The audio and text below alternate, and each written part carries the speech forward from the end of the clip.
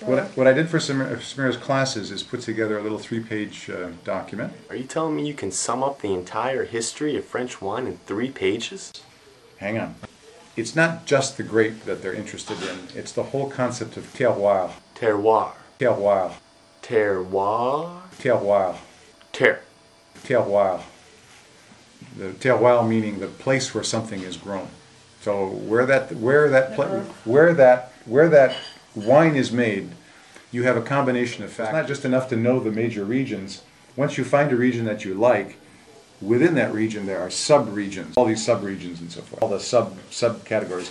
Did you say there were sub-regions of the sub-regions? Right. So if I open a Bordeaux wine that hasn't been aged very long, it's still a young Bordeaux wine, it'll have a lot of tannin in it. Tannin is the Just sum it up in one sentence. Is the chemical that comes off the skins and the seeds and the stems of the grape. When you taste that, it tends to make your mouth pucker up. Yeah, that's right. Tannins give people a headache. And that is why doctors say that red wine is like medication for you. If your council, even in the United States now, the agriculture, the Department of Agriculture food pyramid, or whatever that thing is called, nutrition pyramid, suggests that you drink a glass of red wine every day. What about 2 or 3? No. 4 or 5? There's a whole bunch of other wines called Southwest wines. If you look on that's a very old bunch of wines. In fact, the first wines in France were probably made in that area. Sud-Ouest, those are that means southwest in French. That's deep. It gets deeper the more you dig it. And those wines haven't really been discovered yet. They're not very well known. In the United States, you can get some very good buys in Southwest wines because their marketability isn't very high. What kind of wine is grown everywhere.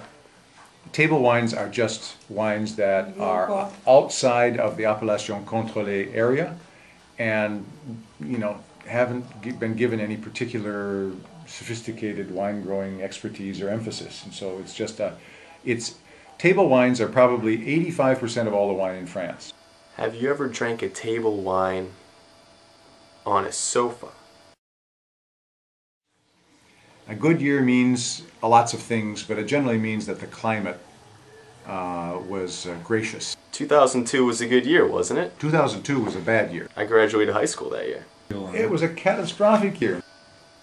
Even in bad years, good wine producers can make good wines.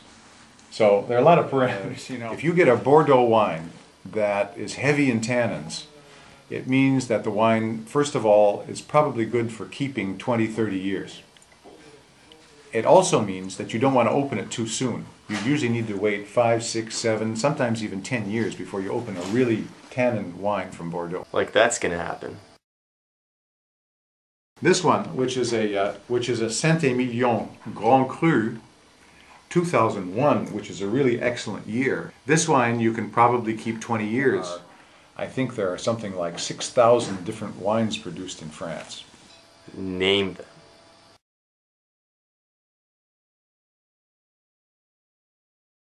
If you pour some wine in a glass, one of the first things you want to do is keep swirling it around a little bit. That will start releasing the odors and the specificity of that wine so you can begin to start judging it. Then you tip it way back as far as you can like that. That's why this is a tasting glass, because you can get a lot of leverage on it like this. You stick your nose in it. What you've got is the smell is evaporating off the top of the alcohol, right? Mm-hmm. And you take that in. A good wine taster gets maybe 50% of the taste and the quality of the wine just by smelling it. You sure? Anyway. No, but it's a miraculous thing to watch somebody. And with a red wine, you look at it, and around the edges, the general color of the wine, but particularly around the edges of the wine, you can tell how old the wine is. Then the next thing they do, they take it, sip it, move it around their mouth quite a bit.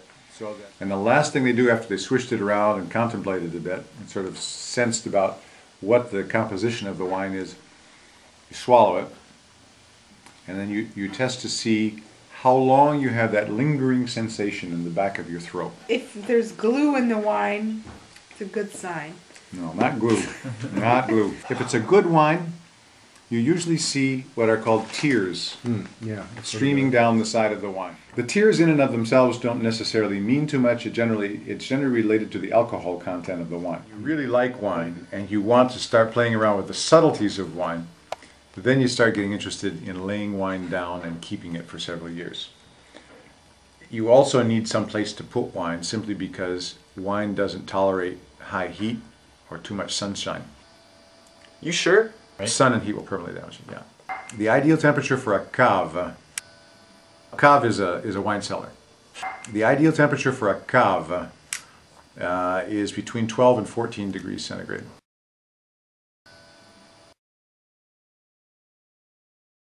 No, Fahrenheit would be, it's in the 50s anyway, high 50s probably. Okay. And if it's a good wine refrigerator, it'll give you different temperatures at different levels. Because of course, if you're storing a wine to keep it over the long term, that's one thing. If you're just setting up a wine to taste it, that's something else. Makes sense.